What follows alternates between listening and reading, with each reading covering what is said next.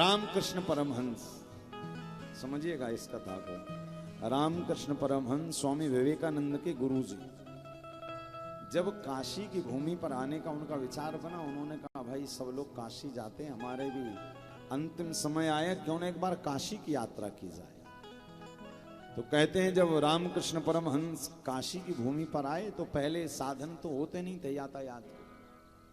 भाई अभी तो कोई ट्रेन से आ गया, कोई गाड़ी से आ गया, कोई उड़ के आ गया। उस समय पर जब रामकृष्ण परमहंस जी आए थे तो नाव का सहारा लेकर नाव से गंगा के घाट पर पहुंचे, और जब गंगा जी के तट पर पहुंचे तो क्या देख रहे हैं कि संपूर्ण 5 कोस की काशी साक्षात भगवान देवादिदेव महादेव के ज्योतिर्लिंग स्वरूप के जैसी दिखाई पड़ रही।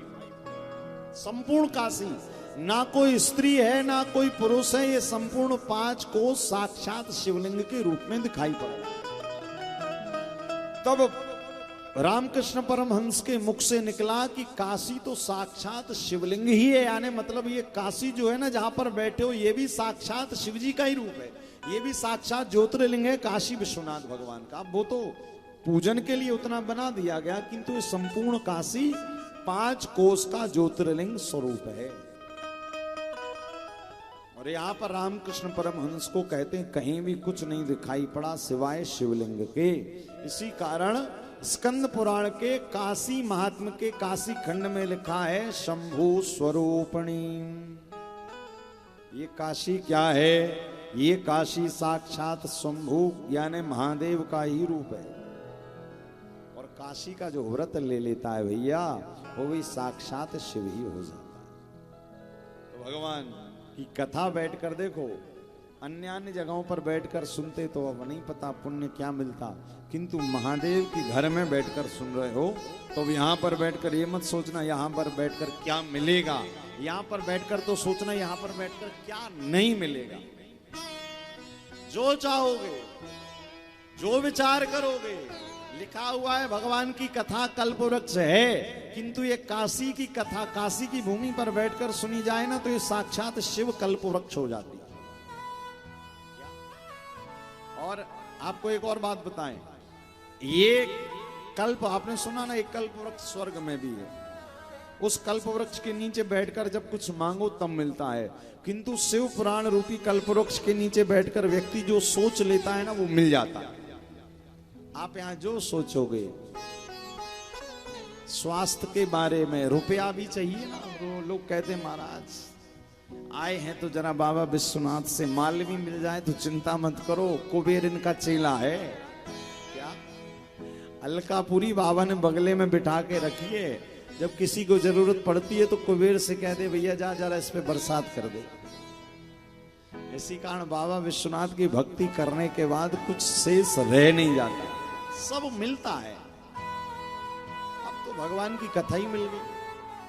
तो लिखा है भगवान की कथा जब शौनकादि ऋषियों को सूत जी महाराज सुना रहे थे तो शौनकादियों ने कहा प्रभु ऐसी कथा सुनाइए कि मन के दोष ही निवृत्त हो जाए, क्योंकि व्यक्ति दोषों के कारण ही पाप करता है और प्रभु फिर उसमें फल लगते हैं दुख के। तो कहा चिंता मत करिए, ये जो भगवान की कथा है ना, ये आपको 1-2 नहीं, यहां पर लिखा है कि राजसूयेन यत पुण्य, ये कथा सुनने के बाद कई राजसूय यज्ञ का फल प्राप्त हो जाता है। तत्पुण्यम लभते शंभो कथा श्रवणा मात्रतः। देखिए कितनी बड़ी बात लिखी यहाँ पर, व्यक्ति जीवन में राजसूय यज्ञ करे ना करे, किंतु तत्पुण्यम लभते शंभो कथा श्रवण मात्रतः। यदि केवल मात्र, क्या लिखा है? श्रवण मात्रता, मात्र कथा भी श्रवण कर लेना कलयुग में वो शिव पुराण की, तो उसको राजसूय यज्ञ के बराबर का पुण्य फल प्राप्त हो जाता है। मतलब आप यहां पर बैठे हुए हैं ना तो आपको राजसूय यज्ञ का पुण्य फल भी मिल रहा है। अब आप यहां पर बैठो आपको मिल रहा है, जो टीवी चैनल पर बैठे वो कह रहे महाराज हमें नहीं मिल रहा, तो चिंता मत करो उन्हें भी मिल रहा है। क्योंकि ये कथा भाई, ये कथा ऐसा थोड़ी कि जो यहां पर बैठकर सुने उसको बस आनंद दे रही। ये कथा तो तीनों लोग 14 भुवनों में कोने कोने में रहकर जो सुन रहा हो उसका कल्याण कर रही, क्योंकि कथा का अर्थ ही, कथा का निष्कर्ष ही कल्याण करना है। आज सूत जी महाराज शौनकादि ऋषियों को कथा सुना, शिव महापुराण के महात्म्य की कथा सुनाई। कहा प्रभु इस कथा को कौन कौन सुन सकता है और कौन कौन नहीं सुन सकता। तो सूत जी ने कहा सुन तो सभी सकते हैं, किंतु हां एक व्यक्ति सुनने का ज्यादा अधिकारी है। कौन?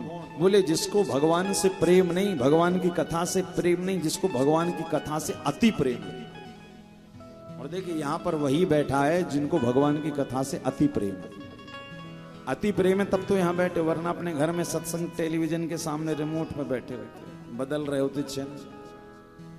क्या यहां बैठे हो, टीवी पर भी जो बैठे हैं तो उनको भी देखिए, वो स्वामी जी ने लिखा है कि कथा को सुनने का अधिकारी कौन है। अरे राम कथा के ते अधिकारी, सतसंगत जिनके अति प्यारी। राम कथा के ते अधिकारी, सतसंगति जिनके अति प्यारी।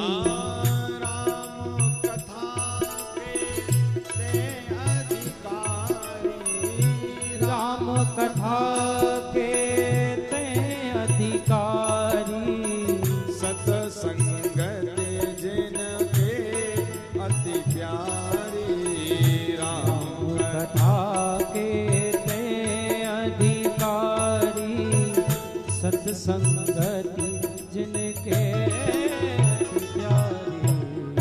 भगवान की कथा को कौन सुन सकता है? जिसको भगवान की कथा से प्रेम नहीं, भगवान शिव की कथा से अति प्रेम। भाई देखो, जब किसी भी प्रेम की पराकाष्ठा होती ना, जब कुछ भी अति होता है तभी आनंद आता है।